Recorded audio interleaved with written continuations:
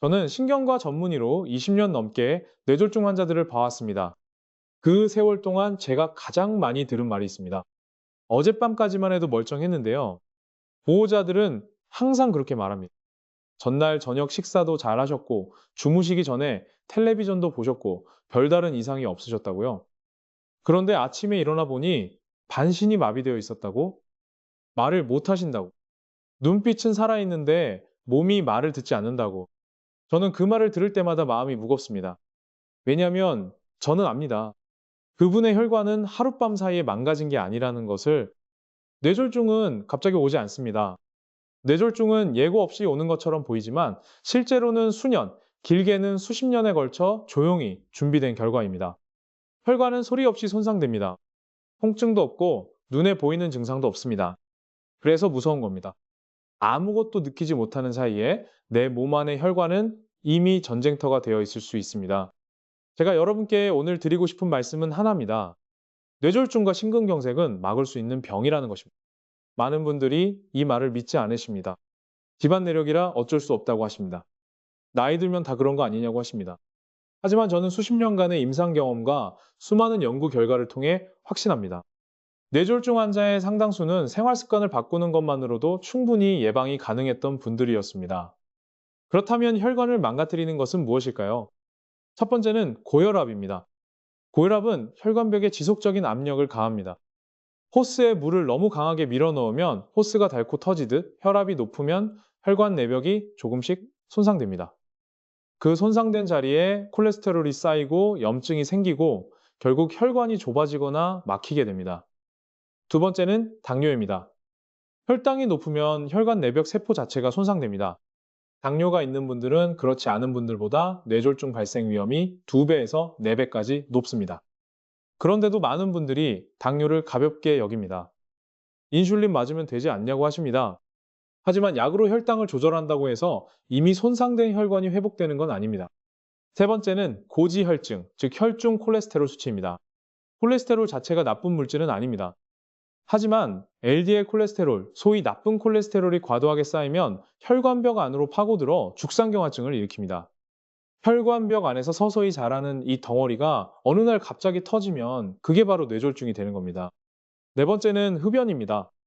담배는 혈관을 수축시키고 혈액을 끈적하게 만들고 혈관 내벽을 직접적으로 손상시킵니다. 하루 한 갑을 피우는 분은 비흡연자보다 뇌졸중 위험이 2배 이상 높습니다. 제가 수술실에서 뵌 50대 뇌졸중 환자들 중 상당수가 오랜 흡연자였습니다. 다섯 번째와 여섯 번째는 많은 분들이 간과하시는 부분입니다. 바로 수면 부족과 만성 스트레스입니다. 잠을 제대로 못 자면 혈압이 올라갑니다. 스트레스를 받으면 코르티솔이라는 호르몬이 분비되고 이것이 혈당을 올리고 혈관 염증을 악화시킵니다. 현대인의 생활 방식 자체가 혈관을 망가뜨리는 방향으로 설계되어 있는 셈입니다. 마지막으로 말씀드리고 싶은 건 과도한 탄수화물 섭취입니다. 이 부분은 다음 장에서 더 자세히 말씀드리겠지만 간단히 말씀드리면 밥, 빵, 면, 단 음료, 과일 주스 등 정제된 탄수화물을 과도하게 드시면 혈당과 중성지방이 올라가고 결국 혈관 건강에 심각한 타격을 줍니다. 저는 진료실에서 환자분들께 종종 이렇게 말씀드립니다. 몸은 언제나 먼저 신호를 보냅니다. 혈관이 무너지기 전에 혈압이 조금씩 올라가는 것도 신호입니다. 공복 혈당이 정상보다 조금 높게 나오는 것도 신호입니다. 뱃살이 늘어나는 것도 조금만 걸어도 숨이 차는 것도 잠을 자도 피곤한 것도 모두 신호입니다. 문제는 우리가 그 신호를 무시한다는 겁니다. 별거 아니겠지라고 나중에 챙겨야지라고 미루는 사이에 혈관은 조용히 그러나 꾸준히 망가져 갑니다. 오늘 이 시간을 통해 여러분께서 한 가지만 기억해 주셨으면 합니다. 뇌졸중은 갑자기 오는 재앙이 아닙니다. 수년간 쌓인 생활 습관이 만들어낸 결과입니다. 그리고 바로 그렇기 때문에 오늘부터 바꾸면 막을 수 있습니다. 아직 늦지 않았습니다. 저는 외래 진료를 하다 보면 이런 분들을 자주 만납니다. 선생님, 저 고기 거의 안 먹어요. 그런데 왜 콜레스테롤이 높은 거죠? 처음에는 저도 이 질문을 받을 때마다 잠깐 멈추게 됩니다. 왜냐하면 이 질문 안에 우리가 수십 년 동안 잘못 알아온 상식이 담겨 있기 때문입니다. 많은 분들이 콜레스테롤은 고기에서 온다고 믿습니다. 삼겹살을 끊고 달걀 노른자를 피하고 버터 대신 마가린을 먹으면 혈관이 깨끗해진다고 생각합니다. 하지만 저는 오늘 그 믿음을 바로잡아 드려야 할 것 같습니다. 고지혈증의 원인은 놀랍게도 고기가 아니고요. 탄수화물입니다. 정확하게 말씀드리겠습니다. 우리가 탄수화물을 먹으면 혈액 속 포도당 농도가 올라갑니다. 이 포도당이 에너지로 다 쓰이면 문제가 없습니다. 하지만 현대인들은 필요한 것보다 훨씬 많은 탄수화물을 매일 섭취합니다. 밥 한 공기, 빵 한 조각, 면 한 그릇, 커피에 들어간 시럽, 식후에 먹는 과일, 편의점에서 마시는 음료수. 이것들이 하루 종일 쌓입니다. 남은 포도당은 어디로 갈까요? 간으로 갑니다.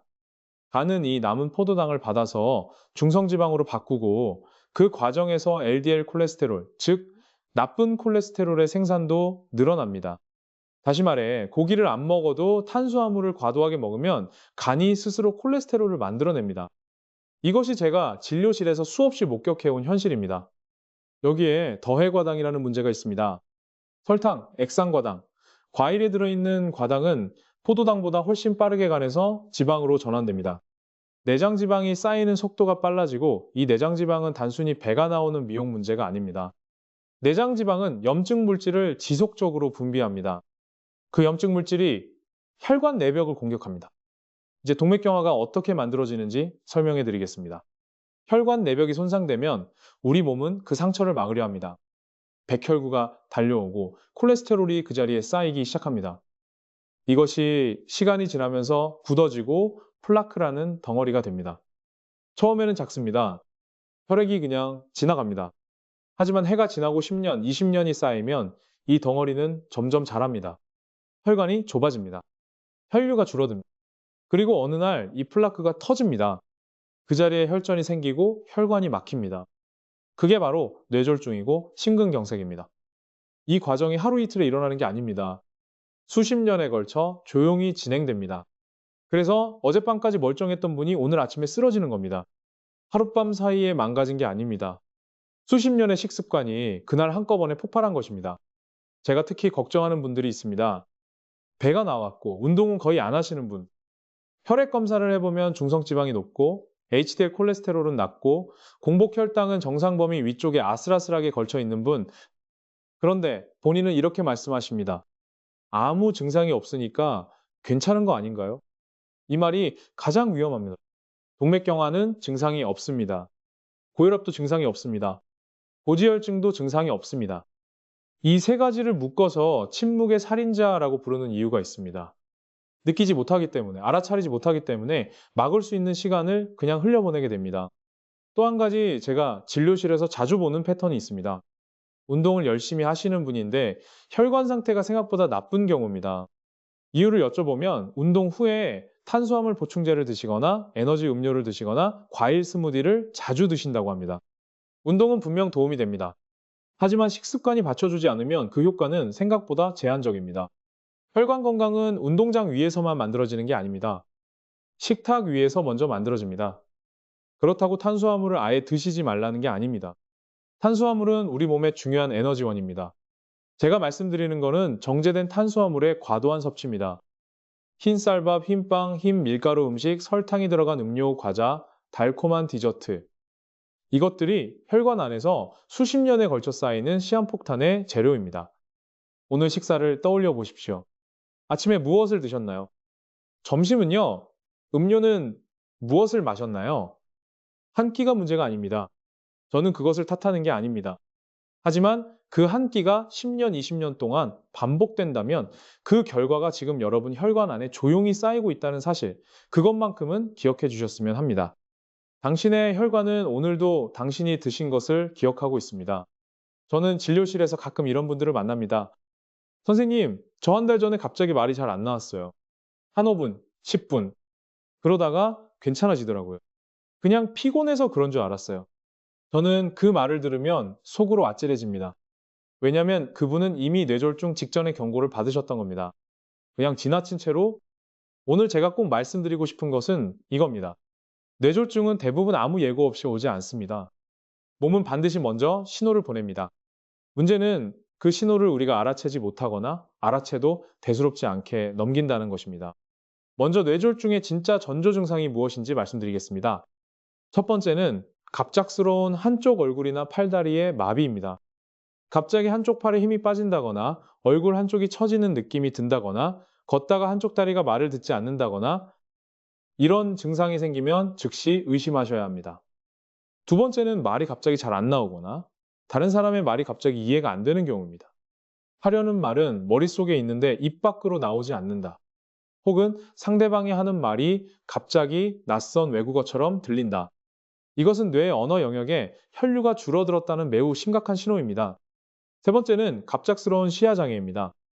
한쪽 눈이 갑자기 안 보이거나 시야가 절반으로 잘린 것처럼 느껴지거나 사물이 두 개로 겹쳐 보이는 경우입니다.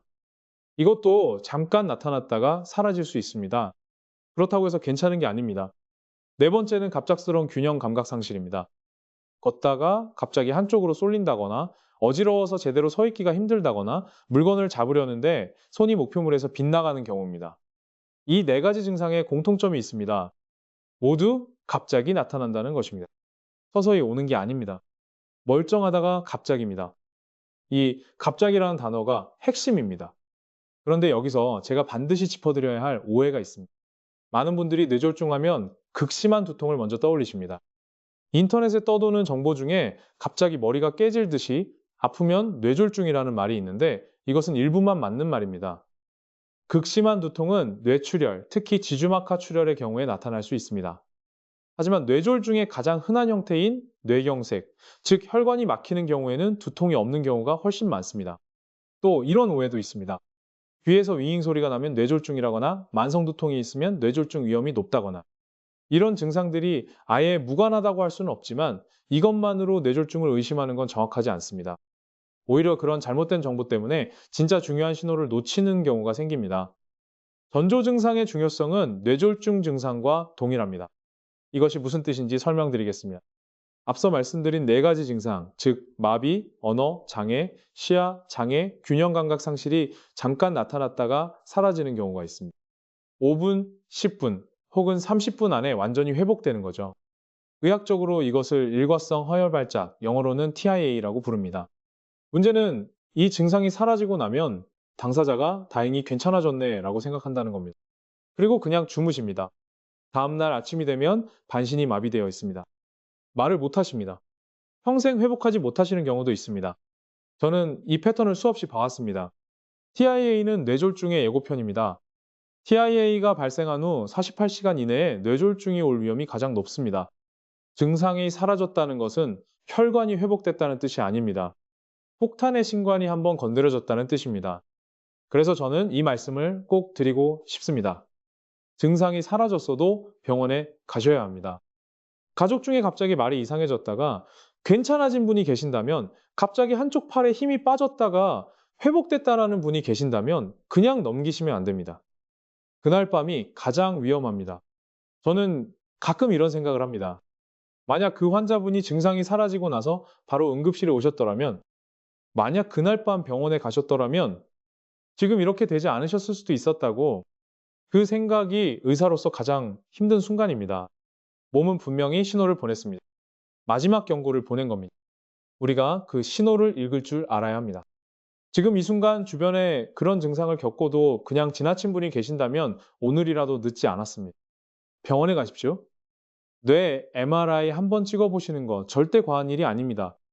저는 응급실에서 뇌졸중 환자를 처음 봤을 때의 기억이 지금도 생생합니다. 40대 후반의 남성이었습니다. 회사에서 갑자기 쓰러지셨는데 동료들이 당황해서 한참을 지켜보다가 119를 불렀습니다. 그 사이에 30분이 흘렀습니다. 응급실에 도착했을 때는 이미 뇌의 상당 부분이 손상된 뒤였습니다. 치료를 했습니다. 최선을 다했습니다. 하지만 그분은 결국 오른쪽 반신마비로 퇴원하셨습니다. 다시는 예전처럼 걷지 못하셨습니다. 그 30분이 그분의 남은 인생을 바꿔버렸습니다. 오늘 제가 드리고 싶은 말씀은 이겁니다. 뇌졸중은 치료의 병이기 전에 시간의 병입니다. 얼마나 빨리 병원에 도착하느냐가 그 사람의 남은 삶 전체를 결정합니다. 먼저 의학적인 사실을 말씀드리겠습니다. 뇌졸중이 발생하면, 즉 뇌의 혈관이 막히거나 터지면 그 순간부터 뇌세포가 죽기 시작합니다. 뇌는 혈액 공급이 끊기면 단 몇 분 안에 손상이 시작됩니다. 연구에 따르면 뇌졸중이 발생한 후 1분마다 약 190만 개의 뇌세포가 죽습니다. 1시간이면 약 1억 2천만 개입니다. 이 숫자가 무엇을 의미하는지 아십니까? 기억이 지워지고 언어가 사라지고 운동 능력이 소멸됩니다. 되돌릴 수 없이 현재 뇌경색, 즉 혈관이 막힌 뇌졸중에서 가장 효과적인 치료는 두 가지입니다. 하나는 혈전 용해제 투여입니다. 혈관을 막은 혈전을 약으로 녹이는 방법입니다. 이 약은 증상 발생 후 4시간 반 이내에 투여해야 효과가 있습니다. 그 시간이 지나면 오히려 뇌출혈이 생길 위험이 높아져서 쓸 수가 없습니다. 또 하나는 혈전 제거술입니다. 가느다란 카테터를 혈관 안으로 넣어서 혈전을 직접 잡아당겨 빼내는 시술입니다. 이것은 증상 발생 후 약 6시간 이내가 치료 가능한 시간입니다. 물론 환자 상태에 따라 조금 더 늘어나는 경우도 있지만 원칙적으로 6시간입니다. 4시간 반, 6시간. 이 숫자가 바로 골든타임입니다. 그런데 현실은 어떨까요? 많은 분들이 이 골든타임 안에 병원에 도착하지 못합니다. 왜일까요? 대부분 가족들이 병원에 오기 전에 다른 것들을 먼저 하기 때문입니다. 제가 응급실에서 직접 목격한 일들을 말씀드리겠습니다. 가족이 쓰러지자 등을 긁어드리거나 팔다리를 주무른 경우가 있었습니다. 기혈이 막혔다고 생각하셨던 겁니다. 손가락 끝을 바늘로 따서 피를 낸 분도 계셨습니다. 어디선가 그렇게 하면 된다고 들으셨다고 했습니다. 억지로 물을 먹이거나 약을 드신 경우도 있었습니다. 혈압약이라도 먹으면 나아지지 않겠냐고 하셨습니다. 심지어 자가용으로 직접 환자를 태우고 오시다가 길이 막혀서 골든타임을 다 허비하신 경우도 있었습니다. 이 모든 행동들이 선의에서 나온 것임을 저는 압니다. 가족이 쓰러져 있는데 아무것도 안 하고 있는 게 더 힘들게 느껴지시는 거겠죠? 하지만 그 선의가 때로는 사랑하는 사람의 생명을 앗아갑니다.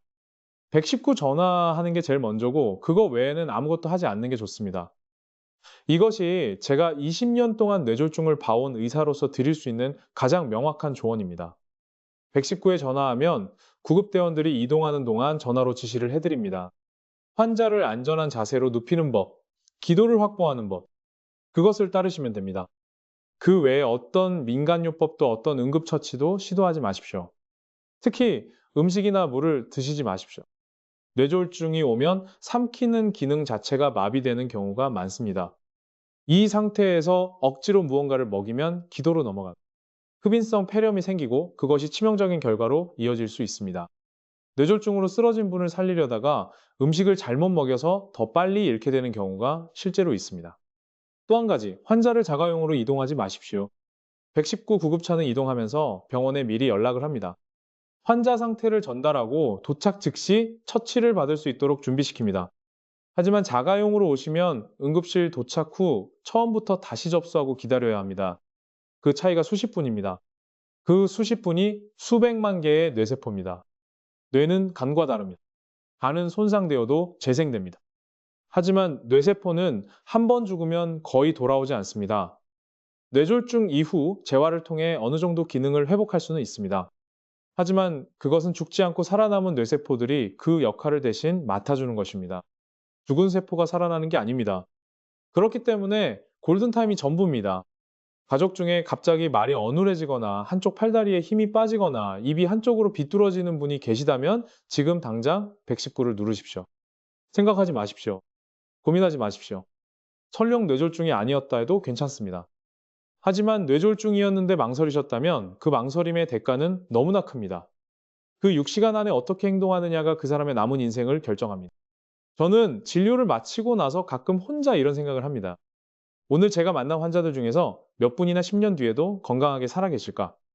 슬픈 질문이지만 의사로서 피할 수 없는 질문입니다. 왜냐하면 저는 압니다.